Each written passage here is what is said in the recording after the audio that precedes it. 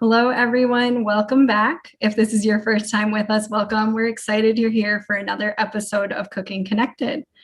My name is Jordan. Joining me today is my coworker, Sajwa. Hi, everybody. Both Sajwa and I work with the Cooking Matters Minnesota program with the University of Minnesota Extension.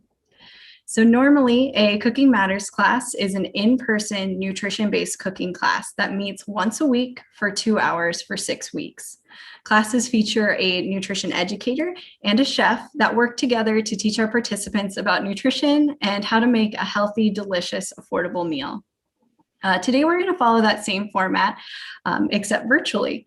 So today we are going to be making a chili, lime, sweet potato, and chicken skillet. That's a mouthful. It is.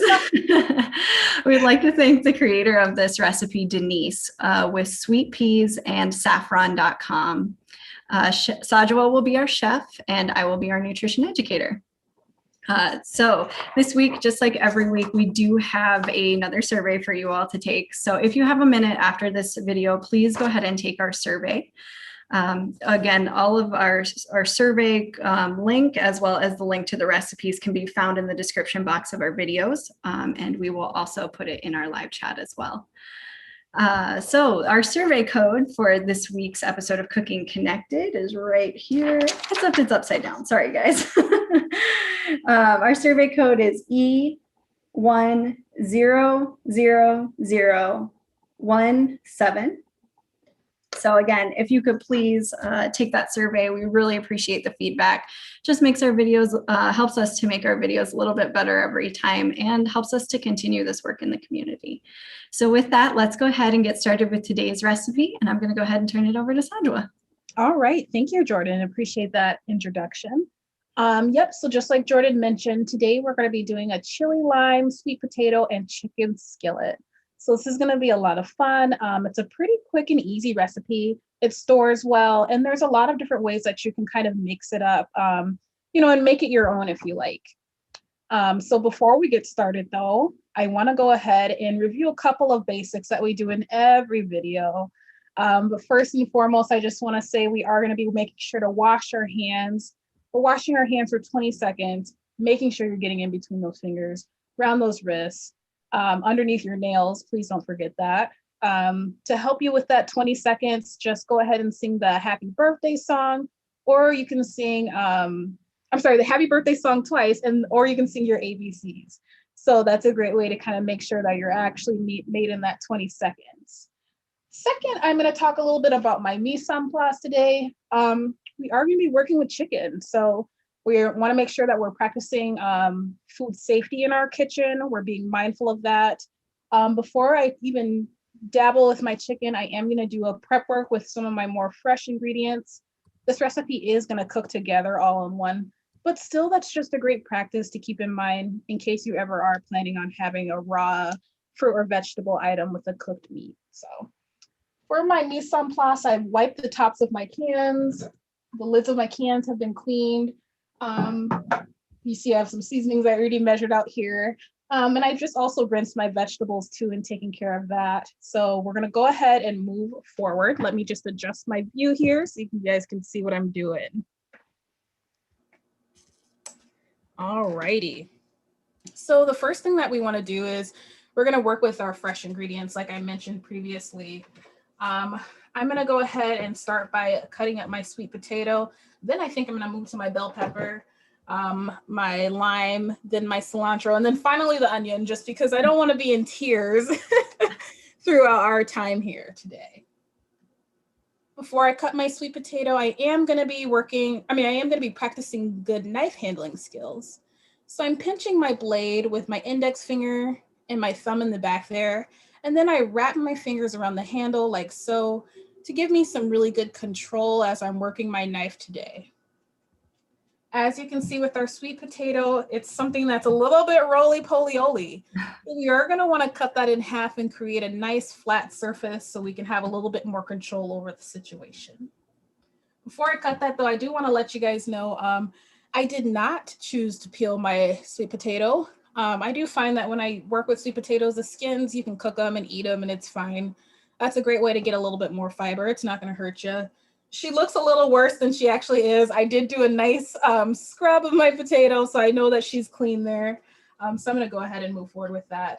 I am gonna just cut off this little bitty piece right here.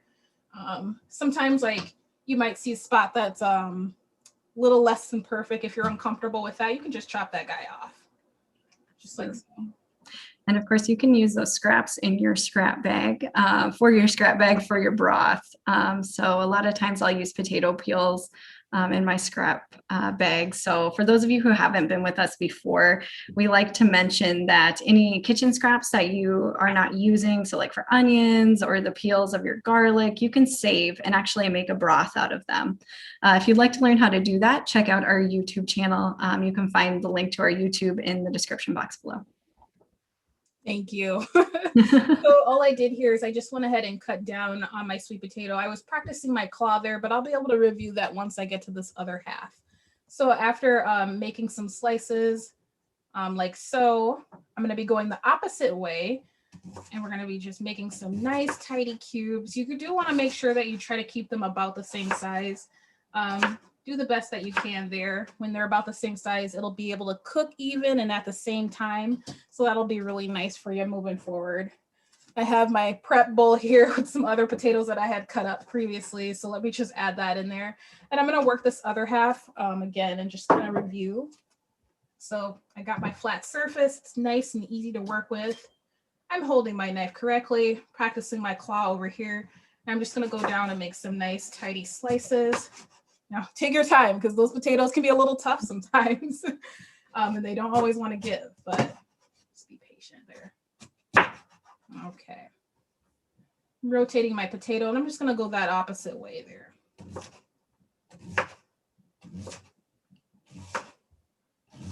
And sweet potatoes are a really great addition to this recipe. They have a lot of vitamins and a lot of color that offer, that we can make this recipe really colorful and beautiful. So. Yeah, we always like to say you got to try to eat that rainbow. So this is one way to get some orange in there. There you go. And so with that sweet potato, I'm going to go, after we're done with the sweet potato, I'm going to go on and rock our bell pepper. So this recipe calls for 2 bell peppers. I went ahead and prepped one just for time's sake. When I went shopping earlier, these colorful peppers were on sale. So I went ahead and took advantage of that. You can use whatever bell pepper you have available, green, red, orange, yellow, whatever works for you is going to be fine.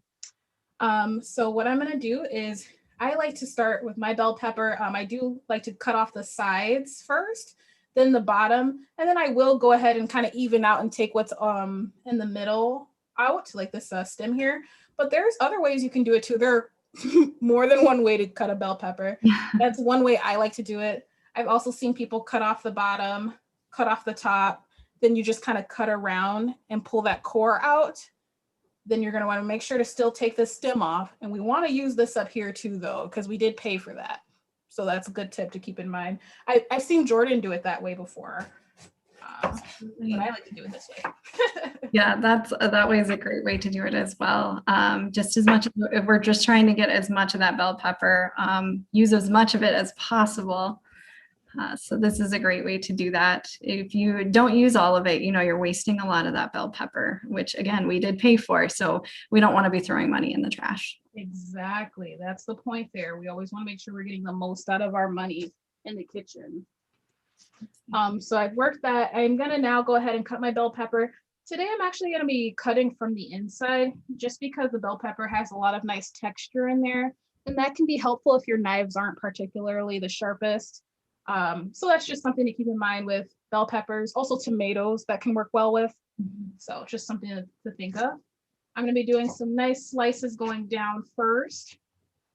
You see, as I'm cutting, I'm moving my fingers back, practicing my claw there. Then what I like to do is just rotate my slices, and I'm going to go the opposite way there, just like so. And every once in a while, I'll see this product in stores, but there are bell peppers actually available in the frozen food section as well. That might be a little bit more reasonable. So I've seen a bell pepper blend. So it's green peppers, red peppers, and yellow peppers all mixed together. So I don't know if do you think that would work well in this recipe, Sajwa? I think that would work just fine. And that would be very helpful, especially here in Minnesota. You know, we go through our winters, you guys. So it can be kind of nice to have a frozen option. So it'll be a little bit, you know, frozen and better ripeness and such. So that's just something to keep in mind. Plus, it'd be great for storage. That's always a perk of having a frozen or a canned option. Yeah. You can store that bad boy for a lot longer. So yeah, definitely a good option there. Absolutely. So again, recipes are guidelines. So we can always substitute things in and out. So that frozen vegetable blend would go, or that frozen bell pepper blend would go really well in this. I also think, you know, perhaps if you don't have sweet potatoes or you just happen to have regular potatoes on hand, I think that would work fine for this recipe too. Any option would be great. So you guys see here, I'm getting closer and closer to these, the more awkward pieces of the bell pepper. I'm just gonna go ahead and try to do my best to follow that same technique. I'm still making my slices and then going the opposite way there. You might see there's a seed or two still with my pepper. That's okay, the seeds are edible. I wouldn't recommend, you know, putting a bunch of them into your recipe. They can come off a bit bitter, but they're not going to hurt you or anything if one or two gets caught up. So just keep that in mind. So we're finishing up here. This is probably that bottom part. I can tell from the curves. So I just chopped that up the best of my ability. And that's my pepper. And again, today I did a little bit more prep work. So you can probably see my yellow. It might be a little difficult to see, but I do have yellow bell pepper in there too. Okay. So next I am going to go ahead and we're going to just work our lime. So we're actually going to be needing some lime zest. I don't use a lot of lime zest, but here's an opportunity for you to kind of see how to get that. For our lime zest, we need just a tablespoon, so not too much. So even after I'm done zesting my lime, I'd be able to use the pieces for something later on. And I just use a grater here. I'm going to go back and forth. Just grate my lime. Get some of that going there. That lime zest will add a lot of great flavor for this recipe. A lot of times when I need to like zest a lemon or zest a lime, I'll cut it up and then I'll throw the lime or lemon in like my water. So a different way to flavor our water. Sajwa has given us that tip quite a bit in the past videos. So it's a really great tip if you have leftover limes or leftover lemons from a recipe, is to just throw it in water and give it a different flavor, because hydration is really important for us to stay hydrated. So as you see, as I'm grating my lime, I am just kind of rotating a bit so I can get a little even coverage. So she's looking a little bald, but that's okay. That's what we want here. And I'm looking for just about a tablespoon of that. Let's see where we're at here. Maybe a little bit more.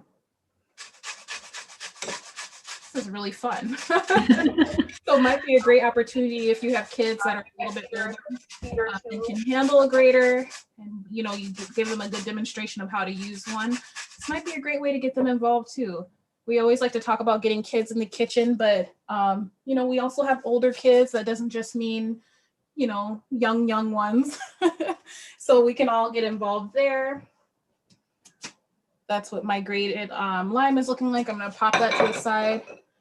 And now we're going to just chop up some cilantro. We've used cilantro quite a few times and with Cooking Connected. So let's just go ahead and do that. This will be mostly just a topping though, so we really don't even need this much. Just something to top your skillet with if you like. I know that not everybody likes cilantro, so that's totally fine. If you were also going to top your skillet, I would also recommend something avocado would be really nice. Today we're going to be using a nice Greek yogurt. So you saw me just bundle up my cilantro here. I've got it nice and tucked. I'm practicing my claw. I've got my fingers kind of tucked in there. I'm just going to go through with some slices first. You guys know I go ahead and use the stem of my cilantro just because by the time I get to mincing it, you can hardly tell that it's there. So waste not. So I got a nice tidy pile like that. If you like larger pieces like that, you can go with that. This is going to be a topping again, but I'm going to go ahead with that mincing technique, which we've done quite a few times. I'm going to back my hand up and hold my handle of my knife. I'm going to put my other hand on top, and we're just going to be pivoting and going down like so. So let me show you what that looks like. just like that to get that good mince on there. If you're uncomfortable with doing it this way, you can also just pinch the top, hold that blade like so, and then just go up and down. Nice and simple, but I do like the other way. It's a little faster for me, so I'm going to go ahead and do that. Absolutely. And as Sajwa mentioned, cilantro is optional. I always like to mention that not everybody can taste cilantro. Some people think it tastes kind of soapy. So if you're one of those people, the cilantro might be something you don't want to add to the top of this recipe. I, on the other hand, am a major cilantro. So you see, I'm very generous with the amount. I'm okay with that. And even if I don't use all of this with my skillet, you know, I can use it when I'm having an omelet or, you know, anything else that you're preparing. That's a good tip to take. Perhaps you're mincing an onion and you might need some onion later on for another recipe. You can definitely do that. Absolutely. Speaking of onion, let's go ahead and work our onion really quick. We've worked with onions quite a few times. I'm just going to peel off the skins. What are we saving that for? Our broth bag. Yay! That's for our broth bag. I'm going to pop that to the side for my bag. I'm going to cut my onion in half so that each half has some of the top and bottom there. So, and also this is going to create a nice flat surface. My halves don't have to be perfect though. With my flat surface, I'm going to just chop away a little bit of that top that I'm not going to be using. That's good for my broth bag. Following the natural grooves of the onion that are present. It's a little bit more difficult to see on a red one, but we've demonstrated this quite a few times. I'm just going to follow those and slice down. You choose the size of your onion. If you like a nice chunky onion in there, go for it. If you want them smaller, just make smaller cuts, make them a little bit closer together. I'm cutting in such a way that I'm not going all the way back because I'm allowing that fuzzy bottom of my onion to kind of hold it together. Just like that. Beautiful. Now let's go the opposite way so we can get a nice dice there. And the onion will naturally kind of fall apart for us. Ooh, that part's a little slippy with this skin. I think I'm slippery with the skin. I'm gonna take that, put that to the side because I don't want to mess up with these fingers now. So I'm just gonna go ahead and go down like so.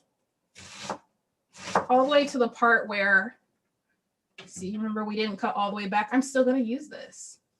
So I'm going to just chop down. Now that's for the broth bag. And then even the skin. Oh. So Sajwa, I was going to ask you, do you think we could substitute another onion for this? So like a white onion or a yellow onion in this recipe? Yes, definitely. The red onion is wonderful. It would also work with a white or yellow. I like the red. It adds a nice bit of color there, but they're all going to be fine in this one. So we need just one of the onions, but this is a very large onion. They say we need half of a large one or one small one. So I'm just going to use that half there for my recipe. And that's as far as my produce prep. I'm going to set that to the side because it's time for me to transition to working with my meat. As you see, I've done all of my fresh produce work. I'm just going to work with my meat. Today we're going to be using a chicken. If you didn't want to use chicken, you certainly don't have to. You could definitely use something like a garbanzo bean. Pinto bean would work nice with this recipe. All of the above. You see me switching out to another cutting board. If you don't have a second cutting board, you really don't have to do that. You can just use the one because, again, we've already done our fresh prep. Let me reach in my refrigerator and grab the chicken out. I was keeping it in there to stay nice and cool. Absolutely. And all of this transitioning that Sajwa is doing is a really good food safety practices. So for instance, her cilantro is something that's not going to be cooked. So if she happened to accidentally get like some chicken juice on her cilantro and then topped it with that, she could possibly get ill from that. So it's a really good practice to always keep your fresh vegetables and your chicken separate, just for food safety purposes. So we don't get chicken juice everywhere. Also, when you're working with chicken, Sajwa will probably be washing her hands after she's done working with it. It's just always good practice to wash your hands when you're done. So if you're reaching into a cabinet and you grab, the handle of the cabinet, you're getting those germs on that handle of the cabinet or on your handle of your fridge. Yes, yeah, I definitely will be washing my hands. And also please note, this other hand that I'm holding my knife with, I'm not handling the chicken with that hand. So that's another practice to get into when you are working with meat. This is my meat hand right now. This is the one that's really contaminated. That's not to say I'm going to touch all around my kitchen with my knife hand, but just something to keep in mind. If there's one to be less dirty, it would be my less contaminated, I should say, it would be my knife hand. So today we're working with a boneless, skinless chicken breast. Again, I mentioned a couple of other alternatives. If you wanted to keep this vegetarian, you could also probably do a steak. I think that would work really nice. But I really like chicken just because of how lean it is. And yeah, it's so when don't you have a chicken in the freezer? Yeah. So you guys, I'm just cutting some nice cubes with that. I'm still practicing my claw. It's a little difficult when you're working with something like this, which is a little bit more fleshy, but you do the best you can. Make sure you're avoiding, disturbing those little fingertips to the best of your ability. Absolutely. And we'll talk a little bit more about some lean proteins in our nutrition education. But, we also have beans in today's recipe, which also does provide some protein for us. So we could do just the beans in this recipe, or we can add the garbanzo beans, like Sajwa was saying, and add a little bit more protein, or maybe even a tofu might go well in here. Yeah, great point. I'm just going to go ahead and cook up my chicken first. In a large skillet, I'm going to use a tablespoon of oil over medium heat. I'm going to add my chicken, and then I'll catch up with you guys when it's time to temp. This would be a great spot for some nutrition education, Jordan. Awesome. I'm ready. So we've talked quite a bit about My Plate over all of our videos. So we're just going to do a quick My Plate recap of this recipe. But before we get started with that, what is My Plate? We've talked about all of the different, the 5 food groups. So we've got fruits, vegetables, proteins, grains, and dairy. And then the My Plate, which we've seen before, we've shown you all before in our past videos. It's just really important to be eating from all of those 5 food groups for every meal is what we're striving for, is to eat from each of the food groups for each meal. So again, those are fruits, vegetables, grains, dairy, and protein. So thinking about that, looking at today's recipe, our My Plate recap for today's recipe, for our protein, we have chicken and black beans. For vegetables, we have onions, sweet potatoes, and bell peppers. You could also add an avocado to the top. That would be a really great addition as a topping. For dairy, we have cheese, and then we're also going to be using a Greek yogurt in place of like sour cream. So that's a really great tip that we've shared with you all in the past, using Greek yogurt instead of sour cream. It has a little bit more protein in it, and a little less calories. So I would encourage you, next time you're at the store, if you see a little tub of Greek yogurt, give it a try and see if that's something that you would like as a replacement for sour cream. We do it in a lot of Cooking Matters classes. Sometimes we don't tell our participants that it's Greek yogurt instead of sour cream. They don't even notice. So that's kind of a fun little tip. For our grains today, we're not serving this on any grains, I believe, but you could serve it on like a bed of brown rice, or the recipe says you could also serve it with tortilla chips. So if we found like a whole corn tortilla chip, that would work well. In past videos, we've showed you how to make your own tortilla chips at home. So if you get some corn tortillas, you can cut those up and make your own tortilla chips at home. And that would be a really great way to serve this recipe. And it looks like Sajwa is working on adding some tomatoes next, I believe. Oh, no, I'm adding I'm just opening up my broth so that I can be ready to go. But I do have my chicken cooking. And then in a separate skillet, I have my sweet potatoes just so they can go ahead and soften up for the sake of time. But if you wanted to, you could cook your chicken first and then add your potatoes. They say actually cook the chicken, remove it, add the potatoes, and then put the chicken back in. But I'm just going to use another pan. Absolutely. And those potatoes do take a little time to cook to get tender. So something to keep in mind. So let's see, where were we? Our grains, we can serve again over a bed of brown rice or our corn tortilla chips.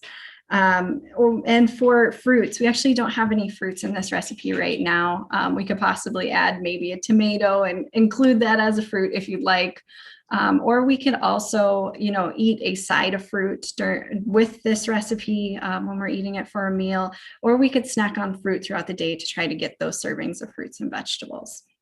So that's kind of our My Plate recap. This recipe does a really great job of incorporating all of these food groups. So we can have these beautiful, tasty recipes that incorporate a lot of the food groups that we need to be eating from. The reason that we're eating from all these food groups is because they all provide different nutrients and things that our bodies need to stay healthy. So the first food group that we're going to talk about specifically for this recipe is dairy. So for men and women age 18 years and older, it's recommended they get about 3 cups of dairy daily. So again, in this recipe, we have a little bit of cheese and that Greek yogurt. The dairy helps us maintain strong bones because it contains nutrients like calcium, vitamin D, potassium, and it even has some protein in it. And those are all things that we need to help keep our bones strong. Our Greek yogurt today also contains something called probiotics. And you may have heard of probiotics quite a bit in yogurts. It's been the subject of a lot of studies recently, but Greek yogurt contains probiotics. And what that is a live, healthy microorganism that is commonly found in fermented foods. So when you think fermented foods, think yogurts, think they have kefir, there's sauerkraut, tempeh, kombucha, things like that contain certain probiotics or those healthy microorganisms. So these healthy bacteria are actually naturally found in our body already. And what they do is they actually play a lot of different roles in the body. And as I said, there's lots of studies that are happening right now, and they're trying to figure out all of the different roles that these microorganisms play in our body. But right now, we know that they do help us with food digestion. They help us keep bad bacteria from getting out of control and making us sick. They help to create vitamins, and they even break down and absorb some medications. We can promote these good bacteria by eating a healthy, balanced diet. So eating from all of these 5 food groups in My Plate, and also including a lot of fiber in our diet as well. So when we think fiber, we're thinking a lot of fruits and vegetables and some whole grains as well are good sources of fiber. Finally, we can also eat these fermented foods that I mentioned earlier. So sauerkraut, kombucha, tempeh are all great sources of probiotics. So that is kind of dairy in a nutshell for today's recipe. As I mentioned, we are going to talk a little bit about lean proteins, but it looks like Sajwa is about to temp our meat. Yes, so that is something, of course, you should always be doing, especially when you're working with chicken. So the proper temperature to cook your chicken to is 165 degrees. And she's just working with a nice thermometer there. And when you are temping your chicken, especially when it's cut up like Sajwa has there, you're actually going to stack the chicken on top of each other, and then you're going to stick the thermometer through the chicken. And yep, you can see her doing that right now. She's stacking the chicken on top of each other, just like that. Yep. And when she temps it, she's going to make sure that the bottom of the thermometer is not on the bottom of the pan. Just because you can get a false read that way, it will read higher than it actually is. And it's really important that it actually temps at 165 degrees. So again, we're not hitting the bottom of the pan with the bottom of that thermometer. We're stacking it also up to the dimple on the thermometer as well. So if you look at the stem of those thermometers, a lot of times they'll have a little dimple.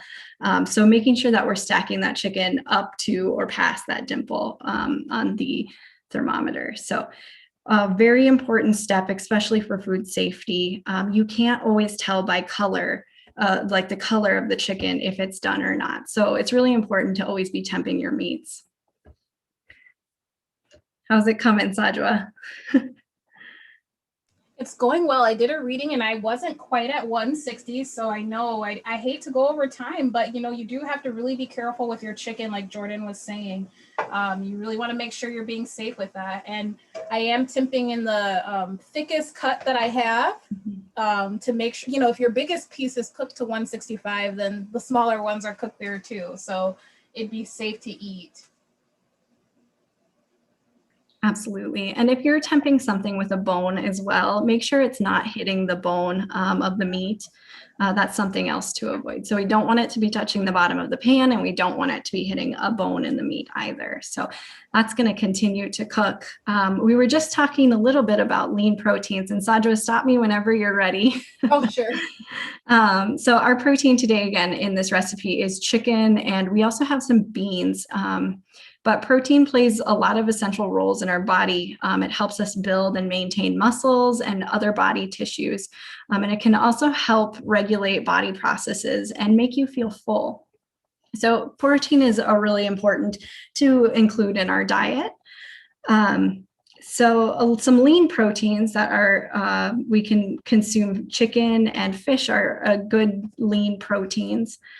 Some other things that we can consider, perhaps you like plant proteins. So like our plant protein today, we have our beans. So think lentils, tofu, tempeh are also good sources of protein. And yep, she's just adding those beans now. So we're adding that additional protein in there. Well, it looks like we're working our way through. So she added our sweet potatoes and our beans. Yes, why don't I catch you guys up here? So we just went ahead. I hope you guys have a good view there. Our chicken, once your chicken is temped to the correct temperature, you know it's cooked all the way, you can go ahead and add in those sweet potatoes, 1 cup of chicken broth, which is going to add a lot of nice flavor that the sweet potato is going to absorb. We're going to go ahead and add in our beans, our bell pepper, and then I also want to add in our seasonings. This recipe calls for, I believe it said 2 tablespoons of the chili powder, and then 2 teaspoons of the cumin. Let me see here. Just want to make sure I'm giving that to you guys right. Yep. So that sounds good. And then I'm going to mix those in. And I also want to add my lemon zest. We're going to let all of that get together. Oh my goodness, it smells so good. Oh man. So I'm going to go ahead and add my lemon zest at this point and your onion. So I had my lemon zest and my cilantro in the same bowl. That's okay if a couple bits of cilantro get in there. It's not going to hurt us. So I'm going to just add that. And then let me add my onion too. And you can just let that go ahead and cook together. So I did go ahead and get my sweet potatoes started on a separate skillet just for our purposes. If you don't do that, you're going to want to let all of this cook together for about 15 to 20 minutes. Until your sweet potatoes are nice and soft and comfortable. Because I did go ahead and get that started already, we only need, my sweet potatoes are already getting soft and stuff. The beans, remember, they're canned, so they're pretty much good to go. I'm really just going to be waiting for my onions to get nice and translucent. And we're just going to give this a moment, 2 to 3 minutes, for this to kind of meld together. Absolutely. And we added, what were the seasonings we added in here again, Sajwa? So we have our cumin and we have our chili powder. The recipe also calls for salt and pepper. There aren't any specific amounts, so I'm assuming that would be to your taste. Absolutely. And then the other recommendation, if you like, you could always throw a little bit of cayenne in there. I was reading under the comments of this recipe some recommendations from others who have done it. They added a little bit of cayenne just for some spice. Absolutely. And if there's any other seasonings that you enjoy that you'd like to throw in there, I always like to add onion powder and garlic powder to all my recipes. So those might be good additions if you enjoy those, but feel free to add more seasonings that you enjoy and make this recipe really your own and what you enjoy and what your family enjoys as well. So it looks like I'm going to give this a moment to cook, and we can actually have you guys check out our Facebook page. I just need 2 more minutes for this to cook and I'll get it all nice and plated. Check out our Facebook page and we'll be posting photos of the finished result. But for the most part, it is going to be looking like this. I am going to be using, oops, let me get my toppings out. I am going to be topping my skillet with a little bit of non-fat plain Greek yogurt as kind of the sour cream substitute that Jordan mentioned earlier. I have a little bit of cheddar cheese that's going to add a lot of nice flavor there. And then again, you guys, we do have our cilantro, which we prepared earlier. So go ahead to our Facebook page and you guys can check out the final result for this recipe. It's just simmering here. I hope you guys could see it here though. Okay, there you go. That's a lot better. You guys can kind of see what we're working with there. Absolutely. So we're about done here. We're gonna let that cook up. Yeah. Awesome. All right. So again, you can go ahead and check out our Facebook page if you'd like to see the finished product. And then, yeah, so you can see exactly what it looks like when it's done. So that is let's see here, chili, lime, sweet potato, and chicken skillet. It's a little bit of a mouthful, but it looks like an absolutely beautiful recipe. So again, check out our Facebook page if you want to see the finished product and what it looks like. Before we wrap up today, we'd like to remind you to take our survey. Again, you can find our survey link in the description box below our videos. And again, that survey code is right here, which is E100017. So if you have a minute after this video, please go ahead and take that survey. We really appreciate it. And last but not least, we'd like to thank Denise with sweetpeasandsaffron.com for this beautiful recipe. It really was a beautiful recipe. And thank you, Sajwa, for our cooking demonstration today. Of course. Thanks, everybody. Don't forget to check out our Facebook page. Absolutely. So we will be skipping a week on Cooking Connected, but we will be back the week after. So keep an eye out tomorrow on Friday to see what we will be making 2 weeks from now. So we hope to see you in a couple of weeks. But with that, we will let you all go. Thank you, everyone. You have a great